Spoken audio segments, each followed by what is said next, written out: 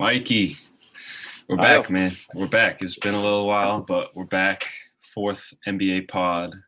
And today we're going to talk about our way too early, 2021 NBA draft. We're going to share our top 10 each and then a couple of steals in the late rounds. So without further ado, we'll get straight to it. So, Mikey, start us off with your top five. Why don't we do that? Top 5 prospect of the draft. Number 1, without a doubt, Cunningham, 6'8" guard. Before the college season, he was criticized for not shooting the ball well, and now over 40% from three, and with actually 5 attempts per game. So that's really rose his stock for sure. Mm-hmm. Shooting and off the dribble too. Yeah. Being a primary ball handler. He's transforming the Oklahoma State whole system, and they're not supposed to be where they are right now, but because of him, changed the whole season for sure. And then my number 2 is, if Detroit is picking, Evan Mobley. Same thing. We're in lockstep here. Yep, Southern California guy. Watched a lot of his game. He have everything you need besides strength and the dogness in him. So if he developed that, he's gonna be a more developed James Wiseman coming into the season, because he actually been through the whole season and he's shown ability to do a lot of things for a 7-footer, and he's got good measurements, 7 feet, 7'5" wingspan, 3 blocks a game, show potential to shoot. Really an intriguing prospect for sure. And then for number 3, I have Washington picking. So I was thinking about Jalen Suggs. I know it's another guard, but I feel like Beal might be on his way out after this season, or I just feel like Jalen Suggs is the best available prospect. 24-0 right now for the Zags, undefeated. He really hooped too. Really good shooter, playmaker, just great player in general. Mm-hmm. And then next pick, Cleveland, I have Kuminga, because Isaac Okoro haven't shown to be one of those starting talent yet. And Kuminga right now is doing pretty well in the G League, averaging 18, 19 points a game. Two-way player. Just feel like it will fit with Colin Sexton, Garland, and the rest of the players. And then lastly, at 5, I have Jalen Green for the Magic, which it will be really lucky for them if Jalen Green actually lasts to number 5. And with Fultz and Isaac coming back, the talent is through the roof. That would be a great pickup for them if he falls that far. That's where we had a little bit difference. I don't have Jalen Green falling below 3, so I have him going at 3. I just think he's got that it factor, that social media, buzz, that people want to watch this guy. He's kind of got that LaMelo, Luka, social media sensation to him with his athleticism and everything. So I don't think he's going to fall out of the top 3, but that's our little difference there. I had Kuminga at 4 to Cleveland, and then I had Zaire Williams going at 5. Early, huh? Yeah, so I just have him ahead of Jalen Suggs, just because he has way more upside. He's way bigger, big wing, 6'9", can really shoot.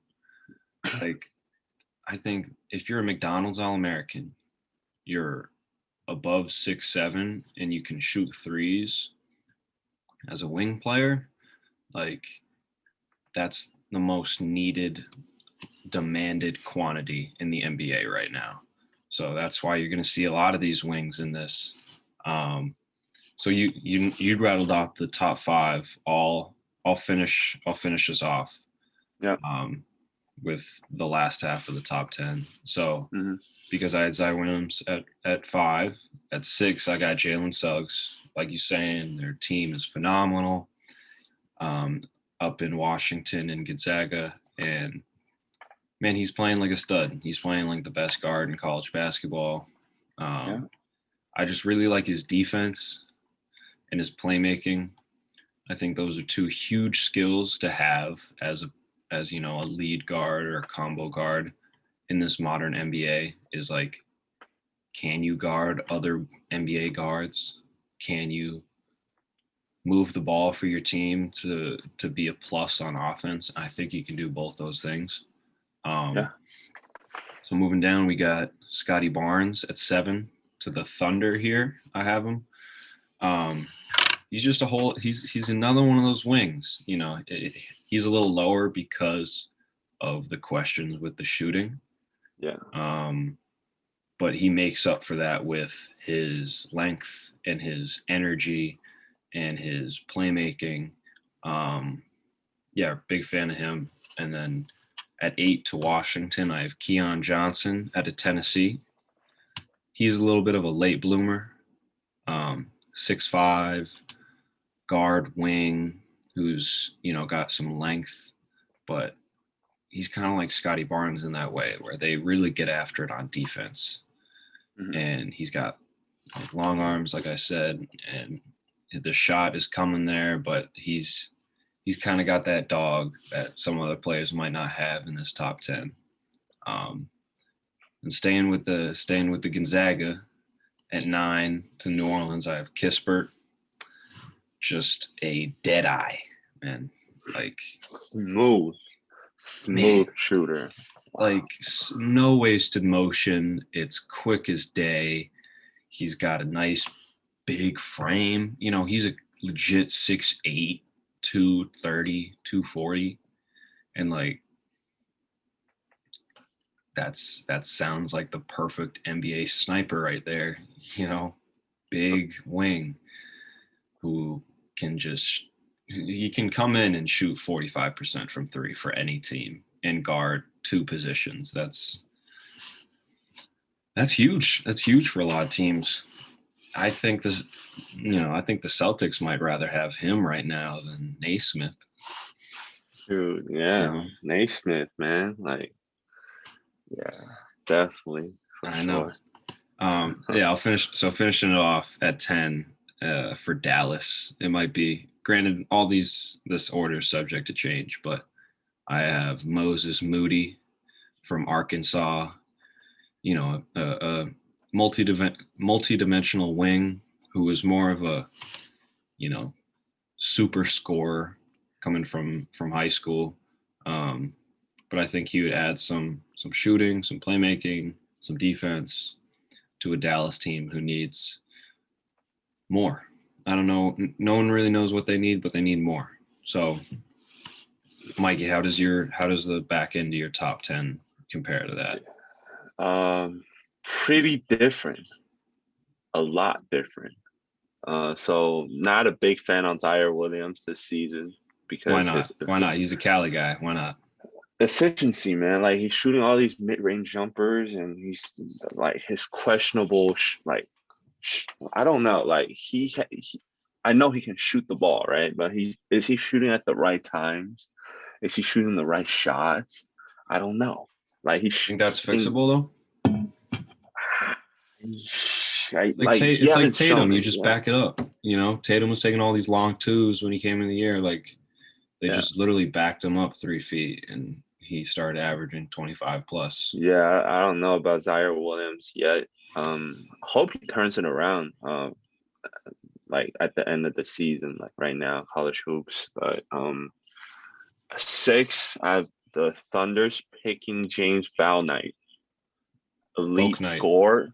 Yeah, Bouknight. From Bouknight, from Connecticut, like super scorer, man. Pairing up with Shea at the 1 or the 2, put Shea at the 1 or the 2 exchangeable. Like I feel like that's a really good fit for the Thunders as they need more scoring right now. They have their best player Shea, and he's more of a playmaker. And they got Lou Dort and all these other young guys, and I feel like Book Knight will fit in pretty well with them. Mm-hmm. Yeah, not to cut you off right there, but yeah, that's really high for him. That's really high. Really high. Yeah.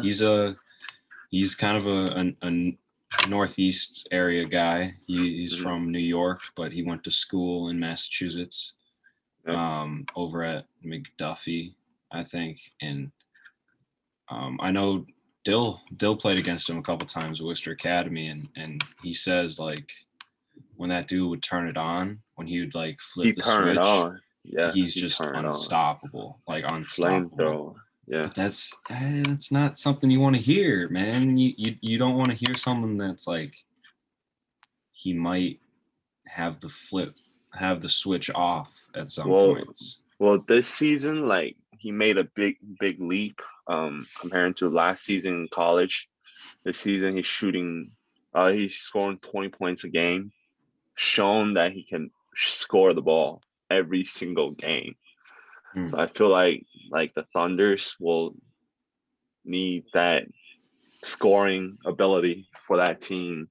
So I really like this guy, 6'5", really smooth finisher too. But if he improve on his strength, finishing with contact, he'll be a much better player. But good player to have along Shea. 7, I have Keon Johnson. I think you have Keon Johnson too at what, 8? Around the same area. Yeah. Around the same area, yeah. Like he's a athletic forward. He like really played well for the Tennessee team and have just a lot of potential, man, for the NBA. And then number 8, I have Moody at 8. 3-and-D, like one of the best 3-and-D you can find from the college level. 37% from 3. 1.1 steals a game. Really good body measurement, 6'6" guard. Like I feel like he'll be one of the better picks from the late lotteries like range. And yeah. And then for the 9th pick, I have Scottie Barnes. Really good playmaker at 6'9", 6'10" height. Just what you said, but 25.8% from threes is pretty bad. But yeah. I feel like he can improve on that, but it's really got the attributes to be a good forward. And 10th, I had Jalen Johnson. I mean, he ditched Duke after he got benched for 3 games, but he can jump out of the building.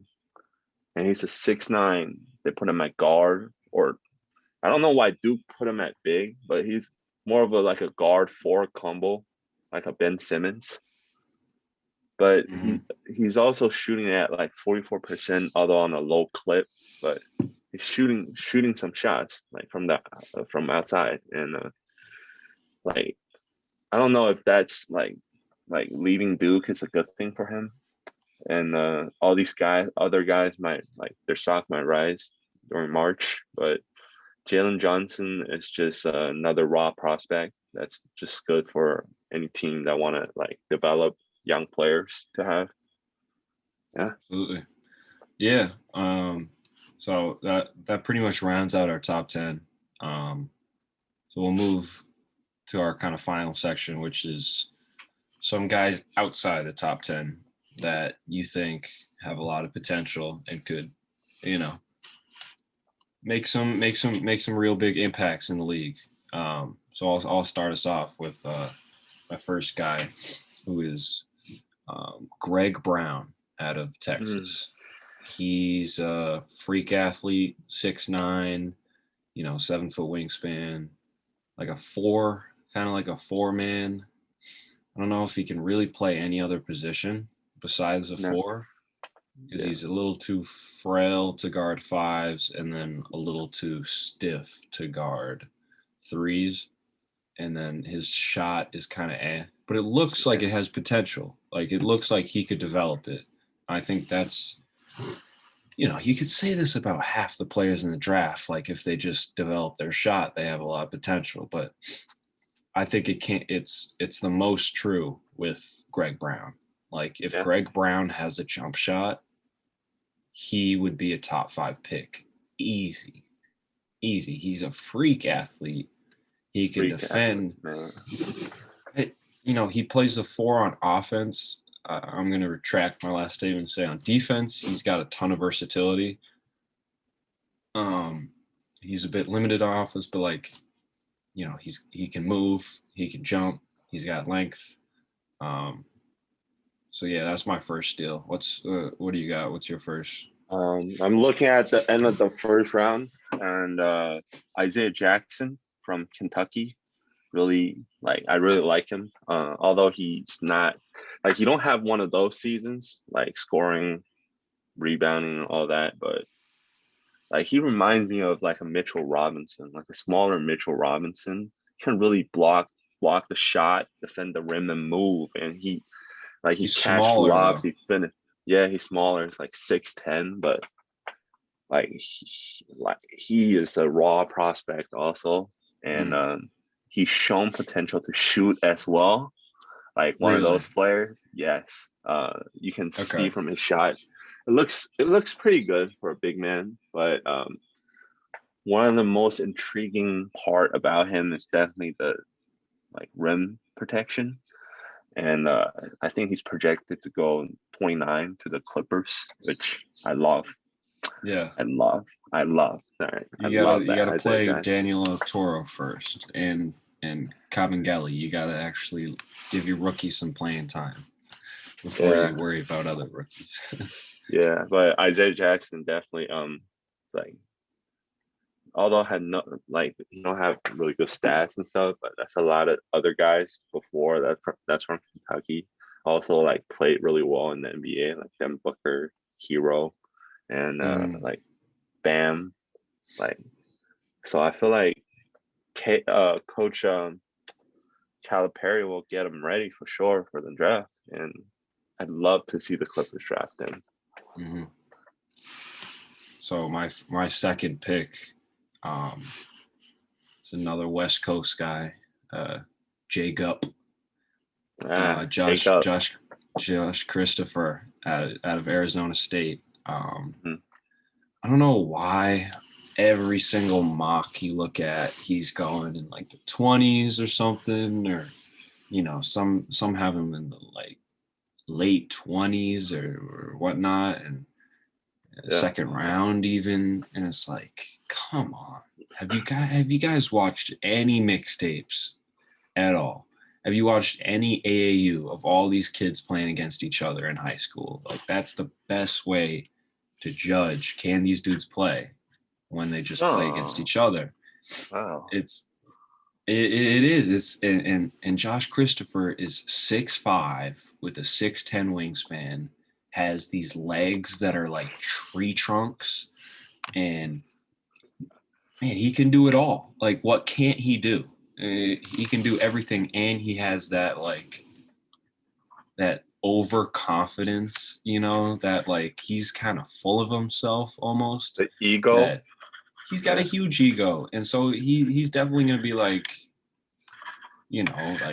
Monday night in January, I'm going at Donovan Mitchell. I'm gonna go at whoever's guarding him that night, and I wouldn't be surprised if he comes in this league and starts getting some minutes, and next thing you know, he's averaging 18 points a game for some average team, and you're like, damn, he might win Rookie of the Year. Because I think he could score from 3 levels, and I think he can play defense in multiple positions. So that's my last steal. What's your last one? My last one is a guy called Chris Dougherty, from Oregon. So this guy's projected to Duarte. go Duarte. or Dougherty or Duarte. I don't know, but Duarte, yeah, Duarte, yeah, but like JUCO guy. yeah, and then man, he can defend the shit out of people, man. Like averaging 2 steals a game. He's more of a veteran, college veteran, but he's one of those guys that you can just insert into any team and work.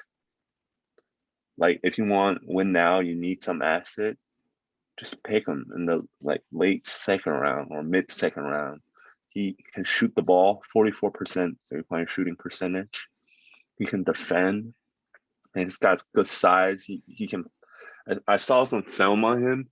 Like he's like a shooting guard, small forward swing man, but they put him in pick and roll, so he's like more the primary ball handler sometimes. But the only thing about him is his playmaking. I don't know, like he's good coming off the screen, shoot it, off the fast break, pull up threes. He's good in all those scenarios, but not a great playmaker. But definitely a good 3-and-D guy. If you just put him in the corner, he'll knock it down. He'll defend for you. And I feel like for a second round guy, that's pretty good. Yeah, that's a good insight because that's a real steal right there. That's someone you might not hear of, you might not see on draft boards. But I have watched a couple of Oregon games and watched him play, and he's a good player. He could shoot. He's athletic. My question would be, can he guard anything besides a 2?